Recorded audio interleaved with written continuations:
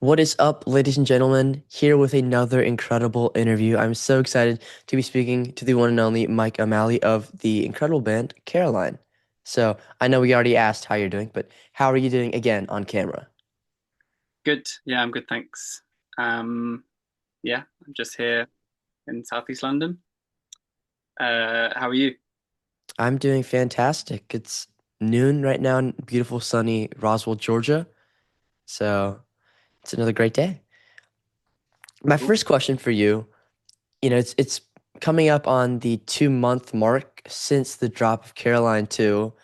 And I was wondering how you're feeling on all the reviews and the critical reception that it's received from the public, from the critics, just in general. Um, Feeling very happy about it. It seems like people seem to like it. So, I mean, yeah, the reviews have been really nice. It's been uh, quite a big relief, really, because it felt like we were working on it for a long time. I suppose it wasn't like actually that long, but it felt like a really long time. It depends how you want to measure it, I guess. But there was a lot of like building up to basically what will people actually think about this. Um, you can't help but wonder why you're making it sometimes. And the reviews have been great and uh, like also great in the sense that the things that reviewers are actually talking about are the things that we were actually trying to do. So it's nice that it has translated as we thought it was translating because you kind of lose sight after a while. So yeah, relieving. Love to hear it. I was super excited to see all the big lights and everything on this album, Especially you can tell you've worked really hard on it, and it's definitely loaded with so much detail. The next thing I want to ask about are the song titles. I think that you guys have like characteristically interesting song titles compared to other groups. Um, like Coldplay cover. I already that just kind of speaks to me, and then almost using texting language. So I was wondering, how do you guys come up with your song titles? Are they derived from um like song lyrics or personal experiences related to the song, or maybe on a case-to-case basis? Kind of case to case. I mean, I think a lot of them are just like demo names that stick. Like if a demo is around for long enough, then like, most demos have names, some kind of like code name or something that you just do on the fly because you want to give it a name you're going to remember when you go back to your voice memo or something. And a lot of them just stuck. I think like yeah, like thinking chronologically, like Total Euphoria was the demo name. Song two was the demo name because it was the second song we wrote on a writing trip. Um, Tell Me I Never Knew That was, I mean, I'm not going to list the whole album, but Yeah. that was one of the ones that we actually, that had loads of different names and it felt like we hadn't found the right name for it. So that's a lyric in the song basically. And I think we liked that name because it had this thing that I think we try and do in a lot of songs where it's kind of the language is a bit twisty. Like as a standalone sentence, the grammar is a bit strange in that title, and I think a lot of our titles kind of lean towards that, um, or the lyrics in the songs, like the grammar's a bit twisty in it. Like there's a lot of like kind of light wordplay stuff happening.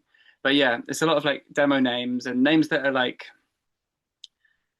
they're kind of joke names, but not like they're not supposed to be funny, but you don't put too much thought into them. And then I think yeah, like with the formatting, sometimes it's just makes sense to do it in all caps or something for reasons that is hard to explain. It just feels right for the song. No, I totally understand. And you're right with it too.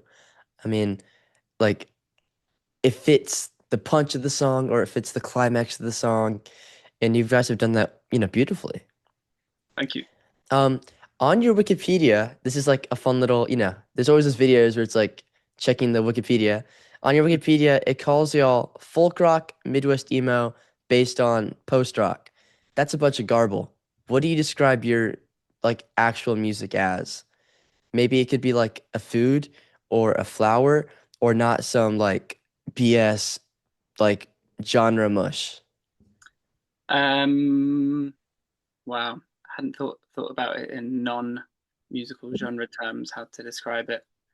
I mean, it's a big group of friends playing like it's a rock band, really. It's kind of a rock band, but I know that's a bit of a cop out answer, but it's if you want to go as kind of like big as possible in terms of like where does it fit in music, it's like a rock band, but played by people who like aren't really used to being in rock bands, basically, and like yeah, more there's a big mix of like different players and different tracks, I I guess. love that. That's perfect. That's perfect. And you guys are a rock band. Not yeah, no. You're supposed to be a rock band played by people that don't play rock. Also working with Caroline Polachek, who is like one of the biggest pop singers. It's very confusing. How was that? I mean, in my mind, that would have been absolutely awesome. It was amazing. I mean, she's amazing. It was, yeah, just like a joy from start to finish working with her, and a dream, really. She's probably our most universally loved artist between all of us, and like most talked about. I think I can't really think of anyone else that we kind of as a group would have like talked about in terms of songwriting and performance and ability. Yeah, she's just great, and yeah, it was an honor that she wanted to sing and write on that song. How did it come together? Um, we had that. We had like a version of that song for a really long time. It kind of came out of one of the early writing trips. It was like a riff that Casper had, and we really wanted to use it for something, and we were just like looping it and singing stuff, and we kind of all collaboratively made this vocal melody, which doesn't actually happen that often. Normally, the melody just like happens from one person, but we landed on this melody, and it was so fun to sing.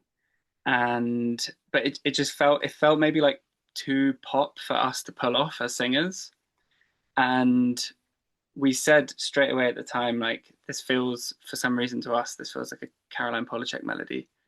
um and yeah, we kind of we you know we said maybe we'd ask her, but I don't think we thought we would actually maybe ask her. Maybe we just thought it was unrealistic that that we could do a collaboration together.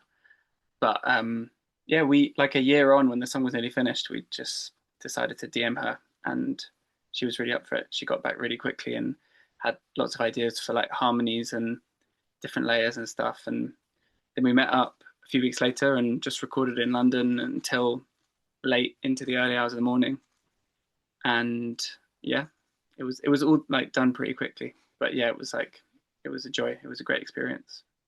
I love hearing that. Is the melody that you're talking about like the beginning of the song where is that what it Yeah. is?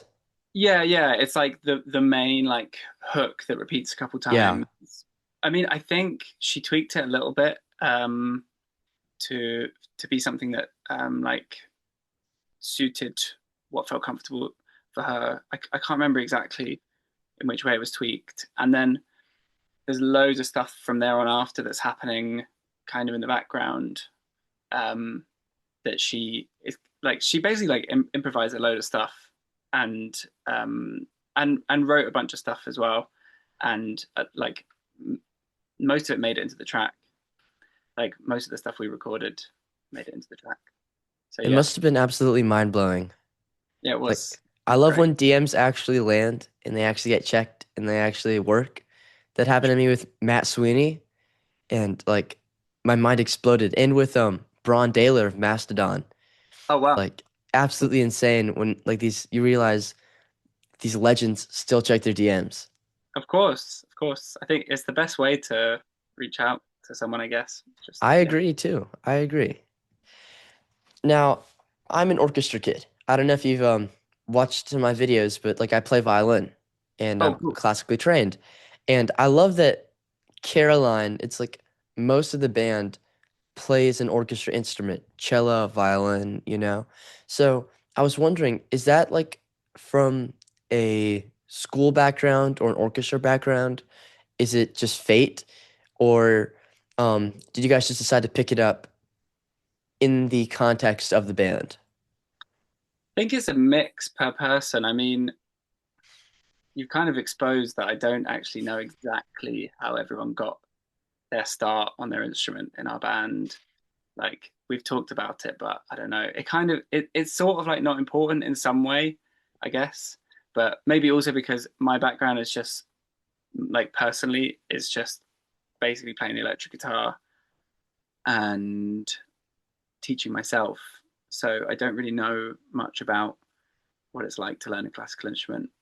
But I think like Jasper, who plays cello, but not he doesn't play cello live anymore because there's hardly any cello on this new album. But he learned at school and then didn't play for like 10 years and then picked it back up for this band just because he felt it would be a nice texture. And I think Ollie and Magda, who um, play violin and viola, I'm pretty sure they studied in some classical sense. Like not to like university level, but they learned growing up. And like I think Magda maybe played in church.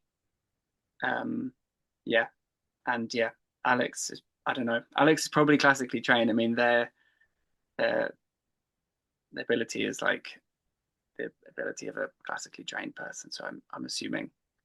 Um, and yeah, Freddie who plays Freddie plays trumpet. Really, like that's his instrument that he's definitely trained on. But we kind of decided together that trombone would be a great addition. So he did actually pick up the trombone for this record, and he'd never played it before.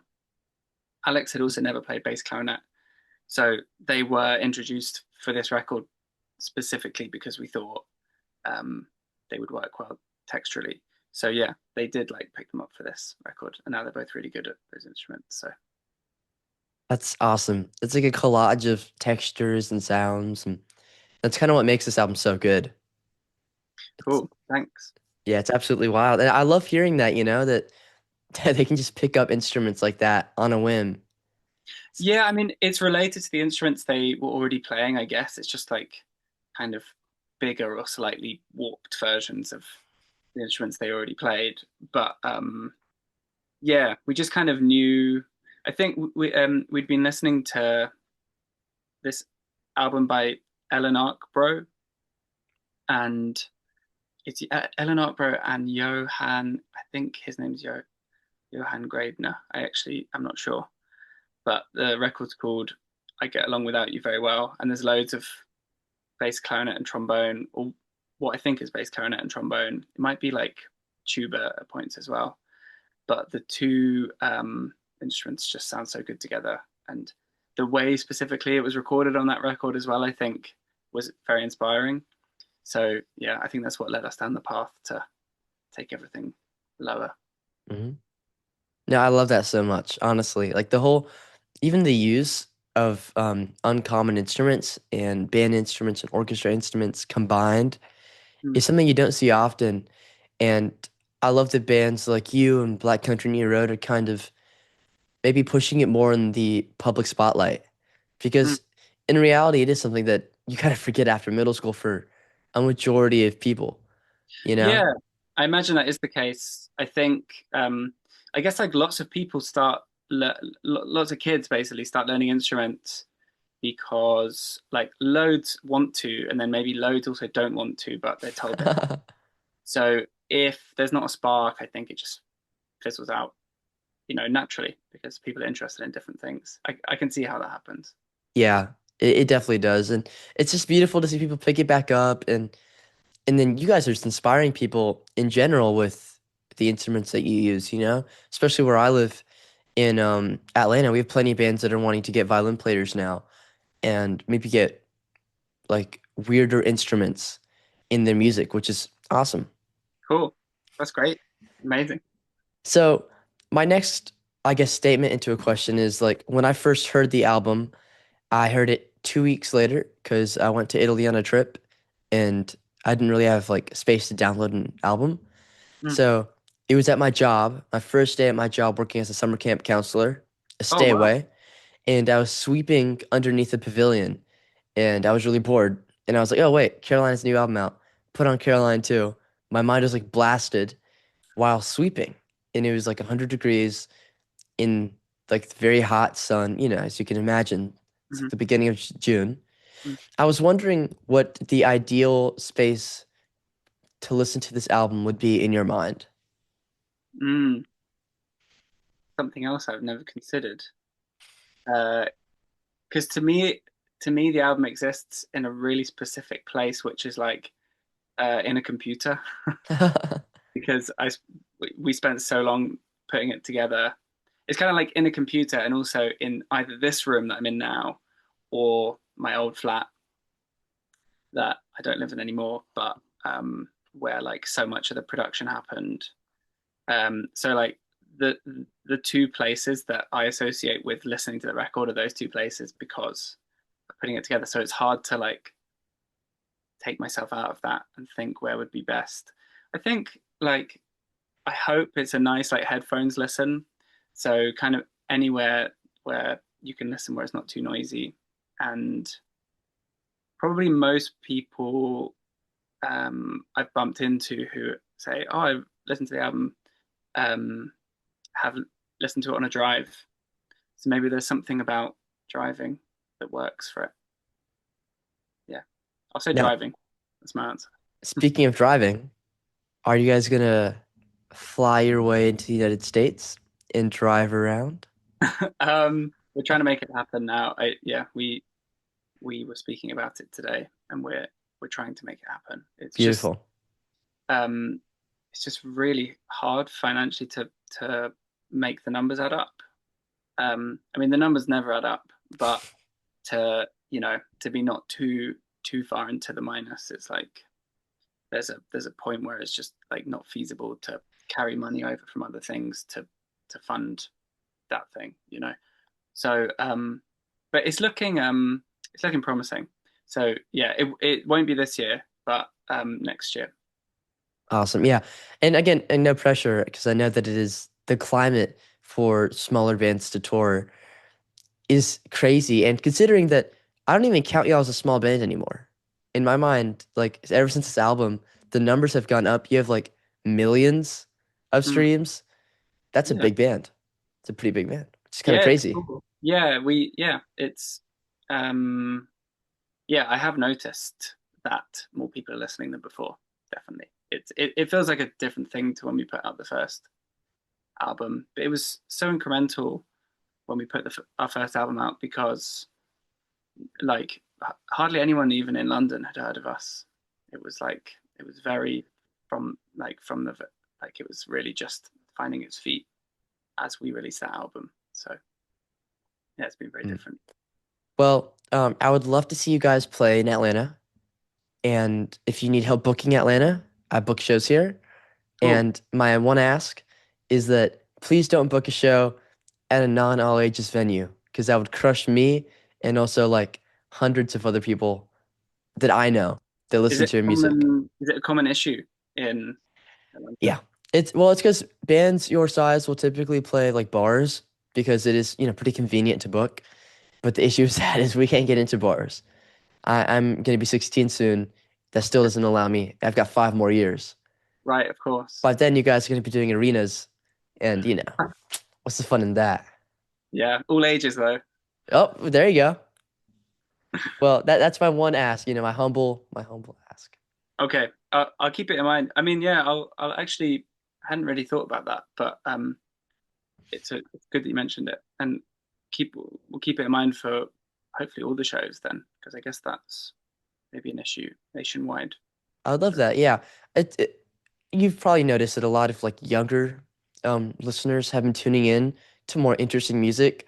It's kind of mm, that disconnect between, I guess, generations and their music and their taste and their style, mm, to where what I've noticed is a lot of high schoolers are now seeking out new forms of expression, which can come in a lot of ways, but it's just unconventional music. And then you guys pop in. yeah, I've heard and I believe that that is the case. That like on average, maybe. I mean, it's hard to kind of measure, isn't it? Of But course. like it feels like young people, like people who are in school age, are more open-minded to music that maybe would have been too weird for me to kind of get my head around at the equivalent age. Um, yeah, people say that's the case, and I can believe that that's the case. No, I think so. I mean, I was listening to Swans in eighth grade. Cool. So, like, I wasn't the only one either. Right. It's this up uprising, and it helps that the internet is there to help guide us. But I the think uprising, it's probably all facilitated by the internet, really. Like that's kind of probably the only reason, I guess, that that's happened. But it's a good thing, the of course. internet and music reviewers and Mm, um, like Pitchfork giving an album a bad review makes you want to listen to it. Not that that happened with you guys, sure. but all that kind of accumulates in my opinion, a new generation listening to new music, which is Yeah, awesome. It's for great. sure. It's great. So, yeah, you are in your rehearsal slash writing room. So, again, another question I must ask you. Do we have any material left over from this incredible album for a potential EP? Um, or, it's already been 2 months. Is something brewing? um, we haven't had time yet, but we have actually started like entertaining the idea of making a third record. There's no spare material at all though. Like there's no spare songs. There was almost kind of another song that we thought was maybe going to turn into a song in one of the first like big group writing trips we did, but it kind of quickly just got discarded. So I mean, yeah, I like the core idea of it a lot. So maybe it could still turn into a song, but yeah, there's no spare material. We're gonna have to start from scratch basically for album three. But it's that used to feel very daunting, but actually now that feels very exciting. So yeah. And give me a percentage. What's the chance that this is going to be called Caroline 3? Um, yeah, it's funny you asked that. I thought about this today. Um, because for some reason I hadn't actually pictured an album called Caroline 3 yet. But then today I thought, would we actually call our third album Caroline 3? I think we don't know until the music's like until it exists, you know, then we'll know if it's appropriate to keep going with that way of naming things. But maybe, probably will, to be honest. I would love that. And now, from your perspective, tell me maybe the progression that you would like to see. Because I know I was watching an interview with Jasper, and he was talking about how it progressed from album one to album two, Mm, and maybe a more post rock, maybe a more frantic kind of, style, I guess. hmm I was wondering, into a new album, hmm what are some new ideas that are just kind of buzzing around your head? Maybe even fragments of an idea that you personally would like to see flourish. Um, I think going even harder into like environment switching kind of and yeah, like kind of spatial production. And I don't mean like mixing for more than two speakers, more like what you can do with two speakers actually, like and how far you can push like spatial I don't know what the word would be, not like illusion, but you know, um yeah, uh that kind of thing, more incorporating that further into music. And um I think just like kind of uh maybe it's a boring answer, but with Caroline 2, before it came out, if anyone asked us to describe it, we always said it was like there was more, the songs were more like pop songs, but they were also kind of stranger than the first album. So it's kind of like gone in two distinct directions simultaneously. And I would just love if we doubled down on that for the next record. So it was like even more like pop music in its form, but even more explorative at the same time. I think like there's a lot further that can be pushed. So yeah, I we'll agree. see. It'd be insane to hear you guys on the radio or something, and then out of nowhere, your style or it's hard to describe, but your like big package that would be in the song kind of like randomly comes up and it, like, tricks viewers. I would love that, you Yeah, know? yeah, Sounds yeah. awesome. That's the future right there. We'll see.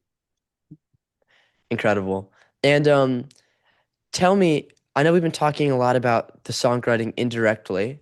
I was Mm, wondering because I low-key got a hate comment on one of my videos because I didn't talk about the songwriting enough. So we're gonna make oh, that viewer happy.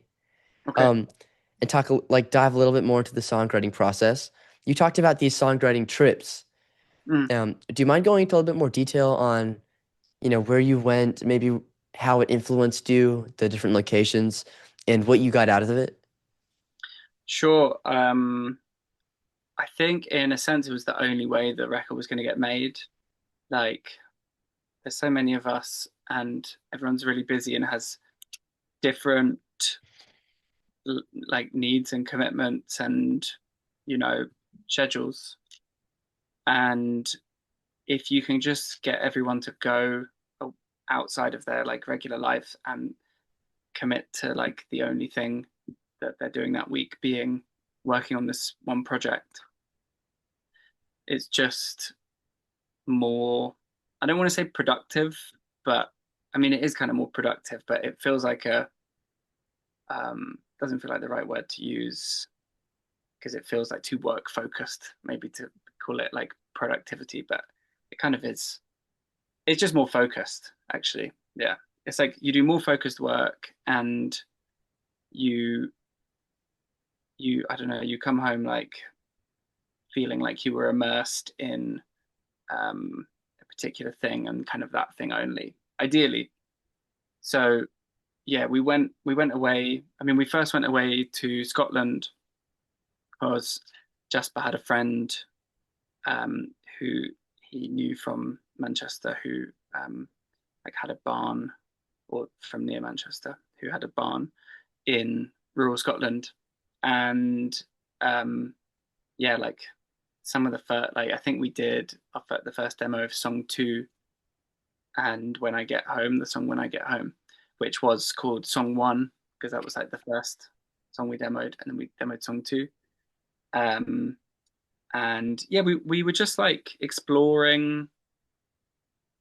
No, we do a lot of talking, about what feels like it might be an interesting thing to pursue, and we did a lot of like recording experiments basically, and one of those turned into the song Coldplay cover. But yeah, it's like a lot of talking and then a little bit of doing, and but a lot of playing, but like improvising. And then we did a second trip to France, in like the south of France, and then we started doing trips with the whole band, like all eight of us, to this barn in Essex that our friend Ruby's family has. You just have to find like free places to go, basically free or like very cheap places to go, where because yeah, accommodation is like always the most expensive part. That's why like this US tour, like trying to plan a US tour is hard. Like accommodation is crazy expensive. It's like such a big chunk of doing a trip like that when you're eight people, especially. Um, so yeah, so I lost my train of thought because I got a bunch of texts. Let me just put my phone on do not disturb. You're Uh, good. what was I saying? Um, I I just was lost my train of thought because Zoom popped up and was telling me that we've got 10 minutes left. that's okay. Oh, you were Um, talking about the trips going, no, the US tour. It's too expensive yeah, because accommodation generally, accommodation. Yeah, accommodation generally. So yeah, if you can find a place to go, it's cheap or free, then that helps a lot. And yeah, we just I realized maybe I was kind of rambling, but we very just good. we just spent a week each time working on these songs and working on these ideas and refreshing our kind of musical language and renewing it as well, like finding new things that we were interested in doing together. And yeah, the songs just kind of happened. Um, yeah, I don't know. It didn't feel at the time necessarily that we were like making really big steps, but we were really. And we also went to Margate for a bit, which is a, do you know Margate? Yeah, because a lot of awesome bands play Margate. True, true. Have you Yeah. been? Well, we went there on one of the writing trips, but I've been there so many times because there's like usually on writing trips, there's basically someone who has a label who he has a kind of label and a kind of arts foundation, and there's a space that bands can just go and write. And then we recorded the record in Ramsgate, which is like a neighboring town. Um, yeah, but yeah, like not much work was done in London in terms of writing, but we did a lot of after recording. Like the whole thing was worked on here afterwards. I can imagine how liberating it must be to be in Europe, where you could just kind of like go to France. Like, obviously we can't quite do that here in the United States. It's hours and thousands of dollars, and I think that's awesome. I really appreciate you describing me the whole entire process.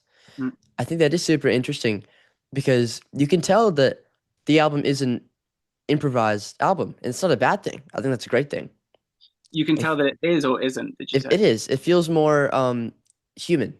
It feels more natural. Sure. Yeah. There is like kind of like with the first record. There's like lots of pockets of improvisation.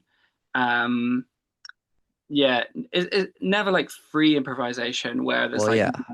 no parameters, but there's lots of like and there still is for like how the songs work. It's like there's a duration of time, and within that duration of time, like everyone's doing like a particular like we would say like this sort of thing, but it's not like these notes at at this moment in a bar or anything like that. I mean, sometimes there is in the songs, but a lot of the time I don't think there is in the way the songs are written. It's not like you can't really put it on a grid so much.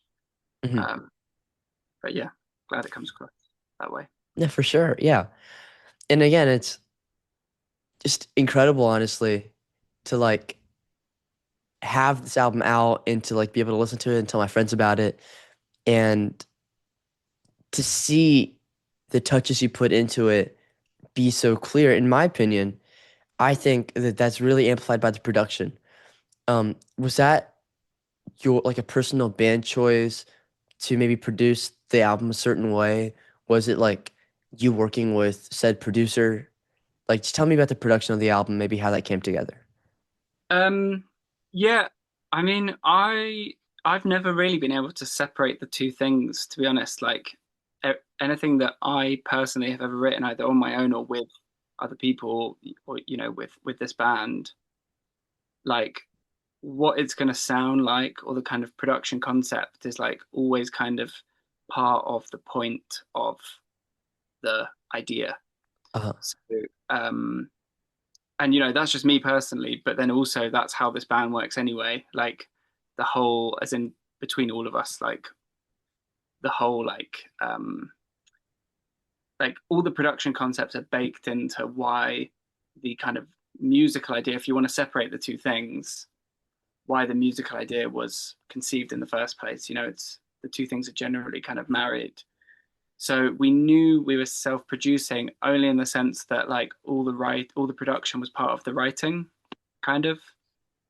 Um, it just wouldn't make sense, and there's kind of no need to have produced it with anyone else.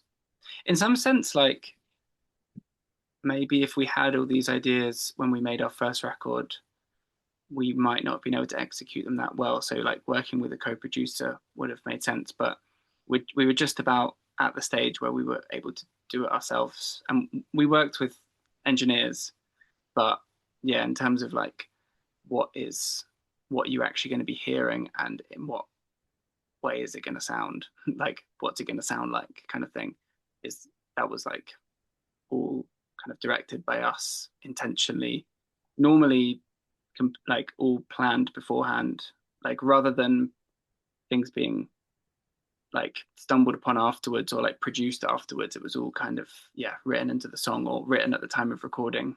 Like we knew when we needed drums to sound really big and roomy, and that, you know, to kind of list the most basic things. Like if we needed drums to sound really big and roomy, it was like that was all the point of what the drums were supposed to sound like in the first place. Yeah. That's a great technique, and I think that maybe more bands should explore that. And I 100% agree, like production and the music go hand in hand. Um, Yeah, I mean, especially, I was gonna say, I think it just depends what you're interested in as well, though, because lots of songwriters are just not, that's not where they're focusing their attention. It's just mhm. about like the song, which is also like that's a very like sacred way to write songs. You know, it's like that's a sacred art form in and of itself. But that's just not how my brain works when it comes to like songwriting. It's hard for me to just think about like the song, but um, yeah, it depends. Of Like, course. yeah, some songs they can be presented in a million kind of forms production wise, and it's always beautiful or something. So like it's not always necessarily dependent on how it's produced, but it's a kind of, I don't know, it's a It's a balance. flexible word and it's a balance. Yeah, Well, I talked about Zoom bringing up the stupid message, so we are yeah, at the end of our discussion. I really appreciate you joining me. I really appreciate your management being so awesome. This was incredible to get to talk to you and get to discuss the awesome album y'all released. Um, Thank you so much for joining me. I can't wait to hopefully see you guys in Atlanta or, yeah, someday down the line in State Farm Arena. yeah. So, whichever comes first. And have a wonderful, wonderful day. Thank you. Thanks for your questions. Yeah, it's a pleasure. Of course. Thanks. Talk later. Stay in touch.